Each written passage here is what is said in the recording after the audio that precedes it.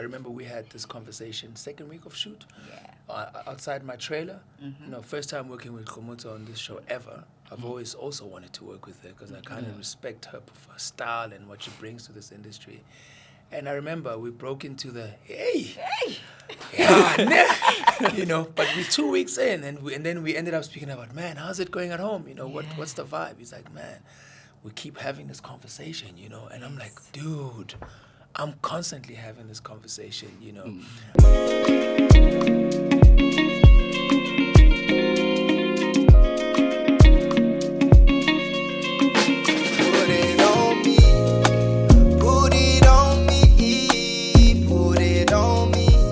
Hey guys, my name is Eddie from SA Film Chronicles. Thank you so much for joining me today. Please introduce yourselves, your name, your surname, and your character name in Failed Seduction. For sure. Yeah.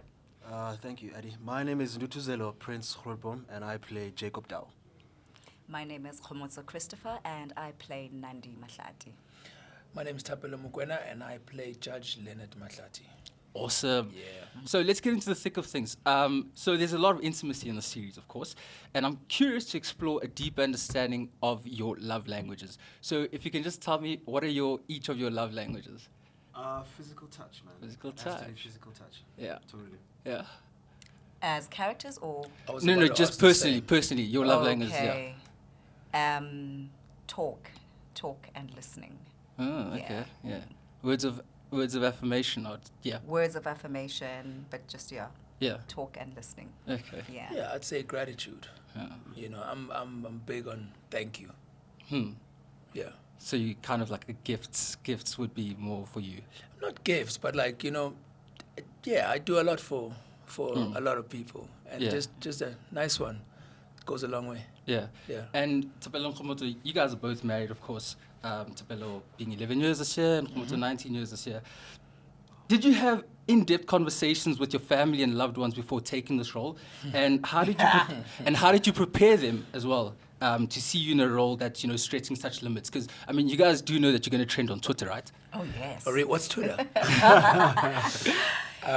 Yes, those conversations had to be had. Yeah. We definitely, even just to think, should you even audition for the role?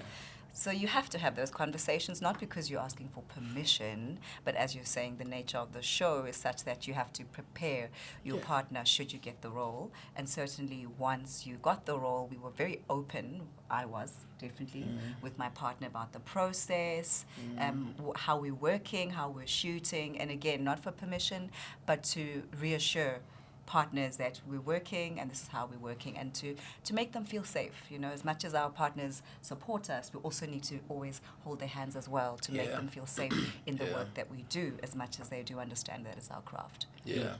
And I remember we had this conversation second week of shoot. Outside my trailer.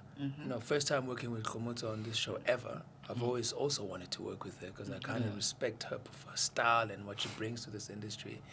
And I remember we broke into the but we're 2 weeks in, and then we ended up speaking about, man, how's it going at home? What's the vibe? He's like, man, we keep having this conversation, and I'm like, dude, I'm constantly having this conversation, But in my case, not so much because, like you're saying, it's not coming from a place of nervousness or fear or whatever. It's that as much as I've been doing this for 21 years, and 90% of the time I've got a female co-star across me, touching and kiss or whatever, I had to kind of present that this was rather different. This is not what you think it is. We're going a bit further than what we've gone before. And to lay it, and I wasn't too worried about home because, my partner really understands my art. She found me doing this. She respects how I present it. I really choose my work carefully. And I think the biggest concern is always going to be my mother, Oh yeah. Yeah. Because she's that girl, and I know the layers that she brings to life, and she needs the careful attention. And crazy, my wife is the one that's breaking it down more than I am to her, which makes it even better. So we've got the base camp sorted. Yeah. Prince, I'm going to come over to you. Given the difficult circumstances for Jacob that he faces, you know, such as, you know, his mother tries to kill him, and then his dad, of course, takes his own life. How have these traumatic events personally influenced your outlook on life, and do you think those circumstances are a result of who Jacob became throughout the series?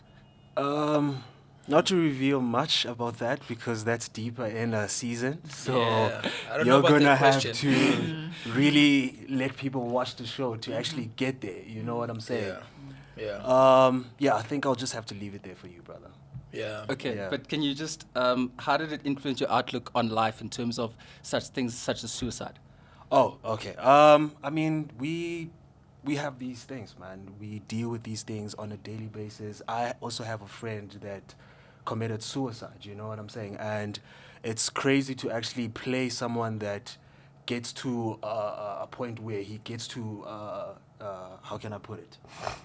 That gets to witness all of these things and to live in that space, you know what I'm saying? So I think we just have to take it in and just try to move, and yeah, man, you know, that's what it is. Yeah. I think experience the journey as well. You know, like what's beautiful about storytelling is like reading a book. Turn the page. Wait for the, you know, you gotta finish this page to get to the next page. So Yeah. don't rob yourself of you're a filmmaker, right? Yeah. Don't rob yourself of the journey. Go through the 5-course meal. Starting, I must start. You'll get there, but I think the audience also needs to get there. You know, it would be giving too much to give that question legs. Yeah. Moving on to Kgomotso. We have recently seen around the world there's been a lot of age gap relationships with, you know, older women and younger guys. You know, Kim Kardashian and Pete Davidson, the president of France to a certain extent. Do you think that, you know, the world is becoming more open to older women dating younger men? And personally, how do you feel about it? Wow, well, that's a very loaded question. You know, intergenerational dating. Of course, it's part of our world, our society. What I would say though about our show is we're going to explore it in a different way. It's not your classical tale of like, oh well, you know, sugar mom, oh okay, you know, young lover boy. That's what's really interesting about this, is that what the audiences will witness is the development of the relationship between them, and what they go through together is quite different and more layered than just your classical tale of a woman who's lustful. And I think, yeah, that's what's going to be different with this show. And the series involves like characters that in the terms of the law field on all facets, you know, like a lecturer, we got a judge, a law student. So what unique insights did you gain into the legal profession through your roles, and how did it influence your portrayals of your characters' journeys? I know like your husband was in the legal field at some point in his career as well, yeah. So, but in general, in like, real yeah. life? In real, As well, in- my your husband, husband, my yes, husband yes. is a lawyer. Yeah. We met at law school. Yeah. I did law at UCT, so I wouldn't say insights that are new for me, but certainly for my character. The exploration of how the law can work for us and sometimes can work against us, specifically for her, because her passion as the character is GBV. And so we get to see in that journey of hers with her lectures, at least that type of conversation happening also in the backdrop, asking those questions about law, how law can work for us or sometimes hurt us. Especially in this country, especially in relation to GBV. So I think that was quite interesting, that there was that layer in the story, that it isn't just sensuality. There is a whole big world of the law. We see it through Judge's character as well. Yeah. We explore those nuances as well in that character. And so that's what's really nice about the show, is as much as people will definitely go out and think, oh, it's just sensuality, you're right. There is a huge backdrop that's asking these very serious questions, especially in terms of like the legal fraternity. And we're digging so deep into those conversations because ultimately certain decisions are exactly what creates what happens in the story in the end. And these are the realities. Yeah. Well said. I mean, Yeah. I can't say any more to that. Yeah, Prince, you know, sex scenes to a certain extent always invoke conversations amongst the audience. However, you know, the actors that I've spoken to in the previous have always said that shooting a sex scene is actually not what it seems on the screen. It's actually quite nerve-wracking for you guys on your end.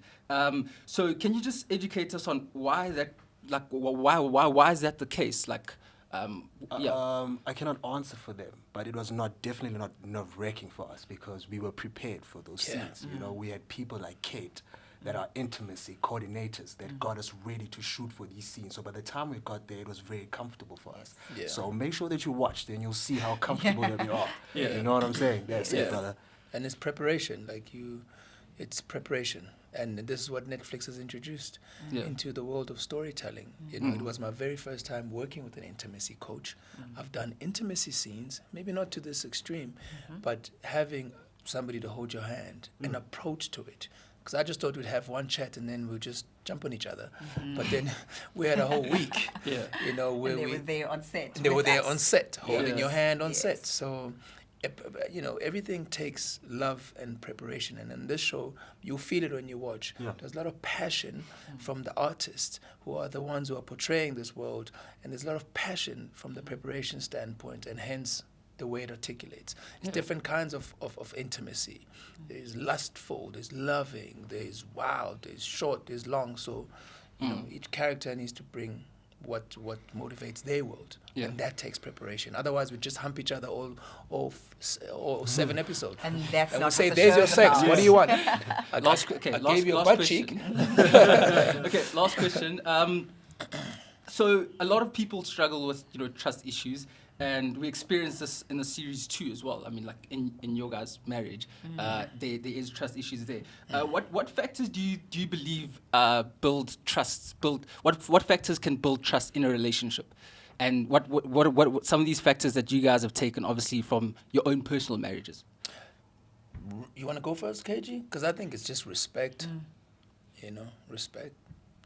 You know. Respect, communication, Yeah. which is what we see between the characters, all of them, is what happens, what is the result of the breakdown of And communication. communication, And that's that I would say, from my side here, and looking into the relationships we portray on screen. Yeah. Awesome. Thank you so much, guys. You guys are amazing. Appreciate Thank you so you. much for joining me. And guys, please make sure to check out Fatal Seduction, 7th July 7th of July. 2023, only on Netflix. There we go. There we go. See you then.